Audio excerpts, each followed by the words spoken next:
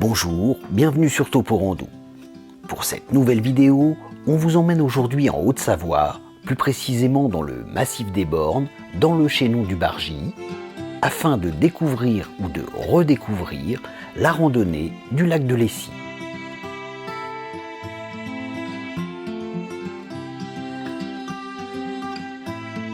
Du parking du refuge de Cenise, on s'élancera à travers les alpages jusqu'à atteindre le dessous des arêtes de Chevry.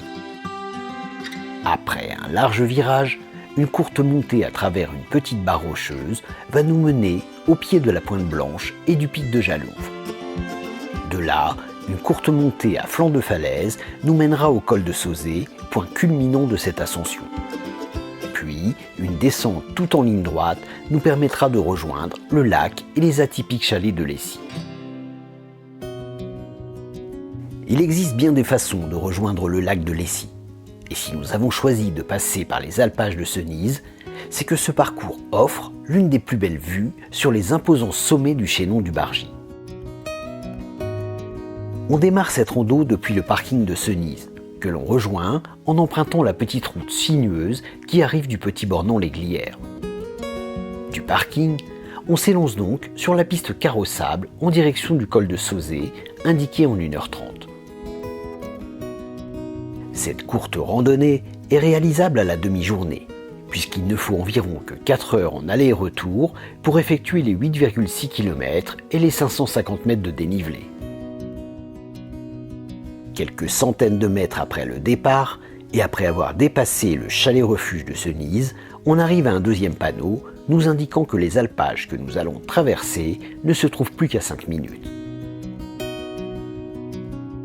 On continue donc pendant quelques mètres, toujours sur la piste carrossable qui domine maintenant les chalets dépassés et qui offre déjà un très beau point de vue sur l'ouest du massif des Bornes.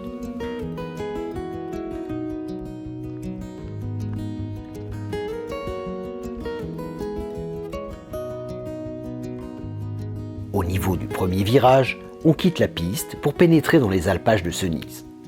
Nous sommes au pays du reblochon et ces prairies sont encore en cette période occupées par de nombreux troupeaux. On prendra donc soin de bien refermer l'accès à ces alpages.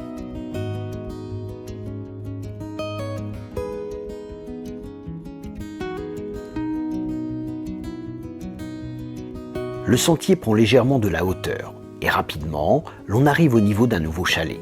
D'où la vue sur le chaînon du Bargy est juste magnifique. Dominé par la Pointe Blanche et les pentes abruptes du pic de Jalouvre, on aperçoit également la trace à flanc de falaise qui mène au col que nous emprunterons un peu plus tard.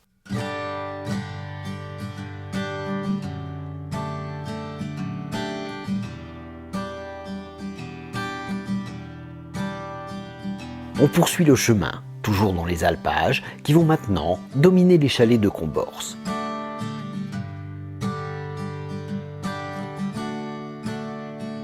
La vue sur le chaînon est juste magnifique. Et c'est maintenant les pointes de Belafras et du Midi qui se découvrent.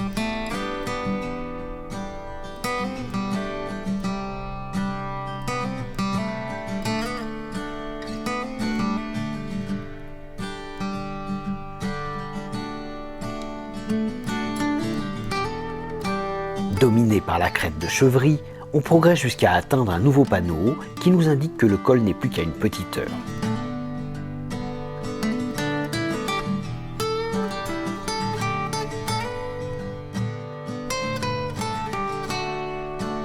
De là, le sentier va entamer un large virage en direction de la pointe de Sauzet. Le chemin se fait plus rocailleux et mène progressivement au pied d'une barre rocheuse qu'il va falloir franchir en empruntant un sentier taillé dans la roche.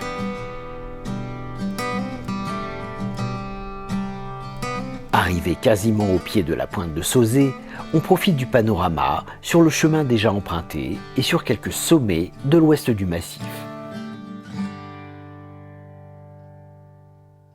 Puis, l'on vient littéralement buter sur cette barre rocheuse que l'on va franchir grâce à ce chemin taillé à même la falaise. Le sentier ne pose guère de difficultés, mais les pierres polies peuvent s'avérer glissantes par temps humide.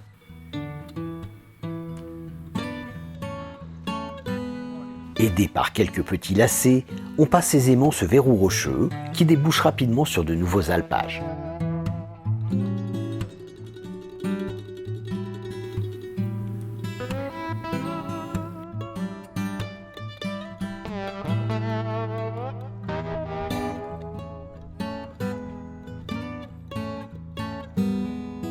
À partir d'ici, il n'est pas rare de croiser quelques chamois et bouquetins. Le massif du Bargy est également le territoire du gypaète, et il n'est pas rare de le voir tournoyer en altitude.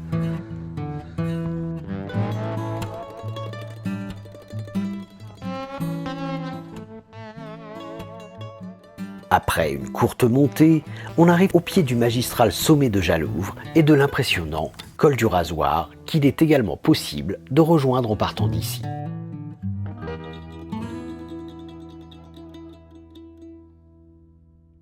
Plus à l'ouest et à des altitudes plus modestes, on distingue clairement la longue trace à flanc de falaise qui va nous mener au col qui nous intéresse aujourd'hui.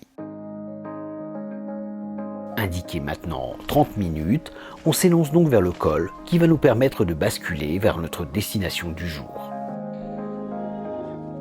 D'abord plat, le chemin va longer une petite mare avant de pénétrer progressivement dans une zone d'éboulis nettement moins agréable.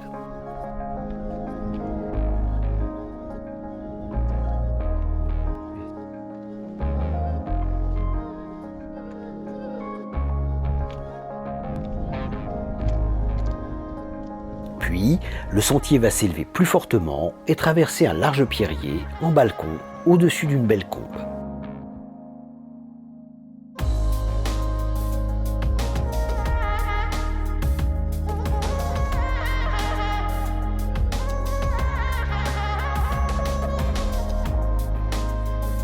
Sans réelle difficulté, cette partie peut s'avérer glissante et périlleuse par temps humide. Il sera donc nécessaire de rester attentif, surtout lors de la descente.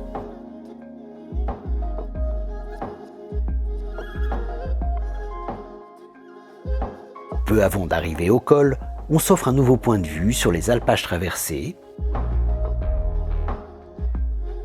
sur notre point de départ, ainsi que sur la pyramide parfaite du sommet du Maule.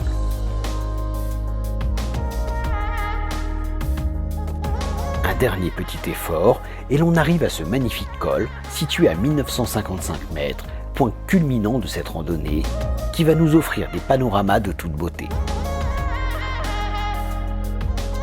C'est d'abord notre destination du jour qui se dévoile. Niché au pied de l'Aiguille Verte, on découvre le lac et les chalets, ainsi que la longue trace qui va nous permettre de rejoindre ce petit paradis.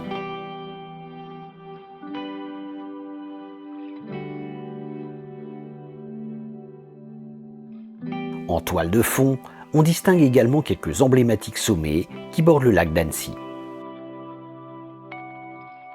Plus à l'ouest, on découvre de nouveau le célèbre plateau des Glières, ainsi que la montagne de Soudine, le col de l'Ébat et la roche Parnale. Au nord-est, le massif du Chablais nous dévoile également quelques sommets. Tandis qu'en levant la tête, ce sont les impressionnantes pentes herbeuses du Jalouvre qui nous dominent.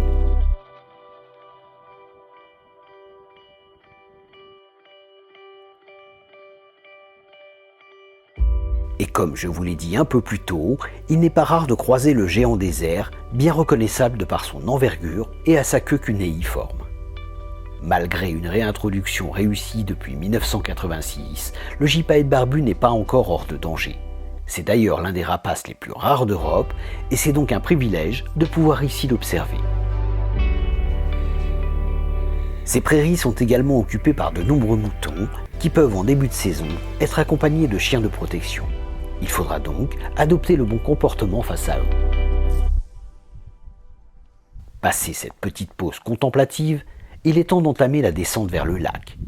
Elle débute par une partie assez raide mais bien aidée par de nombreux petits lacets.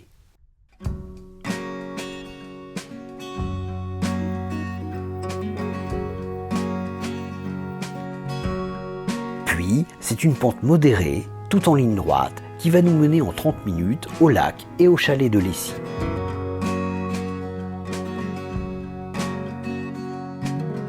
Ce lac a fait l'objet de travaux il y a quelques années, à cause de 2 failles dans la moraine tapissant son fond qui laissaient lentement s'écouler l'eau. Ces travaux pour préserver ce magnifique lac de montagne ont été récompensés avec l'attribution de la Marianne d'or de l'environnement.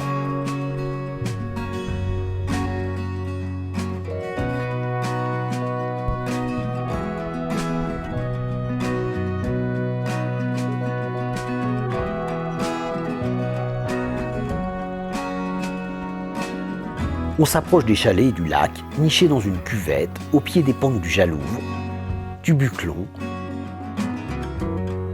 et de l'aiguille verte du Chinaillon, qu'il est d'ailleurs possible de rejoindre en longeant la rive gauche du lac, puis le col sous le Buclon.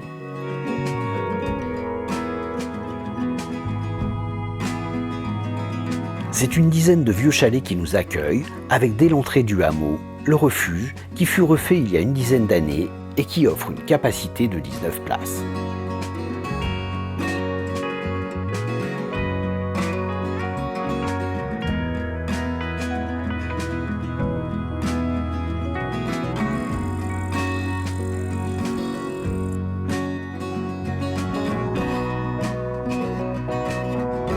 Puis, on découvre, les uns après les autres, ces chalets de pierre et de bardeaux de bois, aux toits de tôle ondulés et rouillés, qui donne beaucoup de charme à cet endroit.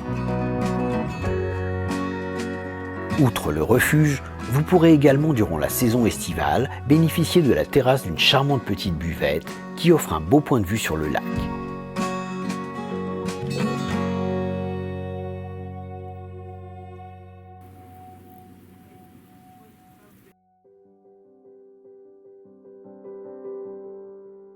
Le dernier chalet permet d'observer la totalité de ce joli lac fermé et où il est possible de taquiner avec un permis les saumons de fontaine. Ces constructions sont à l'image des paysages qui l'entourent. À qui prend le temps de les observer, les montagnes proposent toutefois bien plus qu'un panorama. Dernier îlot sauvage, elles dévoilent les lois du monde. Issues des profondeurs de la terre, elles recèlent un Eldorado de savoir, de la formation des roches à l'évolution du climat, des phénomènes atmosphériques à la lecture des paysages.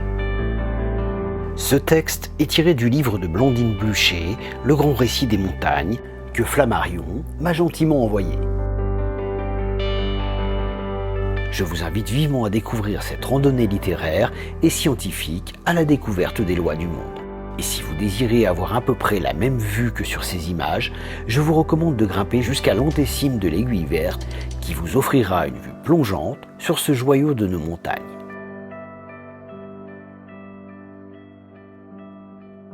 Il est temps de reprendre le chemin en sens inverse, qui pour une fois va commencer par une montée jusqu'au col de Sauzet. Pour résumer, il vous faudra environ 4 heures en aller et retour pour réaliser ce joli parcours. Mais il serait dommage de ne pas prendre son temps et de ne pas flâner plus longtemps au col et au bord du lac. Cette courte randonnée ne présente pas de difficultés techniques. Seul le passage avant le col du Sauzet demandera un peu d'attention. Les panoramas sont de toute beauté et si vous avez un peu de chance, vous croiserez certainement chamois, bouquetins et gypaètes. J'espère vous avoir donné l'envie de parcourir ces beaux sentiers. Vous trouverez dans la description plusieurs liens vers les vidéos des itinéraires de quelques sommets, comme l'ascension de l'Aiguille Verte, la montagne de Soudine et la pointe du Midi. N'hésitez pas à me laisser un message, à partager, à vous abonner et afin de ne pas passer à côté du prochain épisode, pensez à activer la petite cloche. Merci d'avoir regardé et je vous dis à très vite pour de nouvelles aventures sur Topo Rando.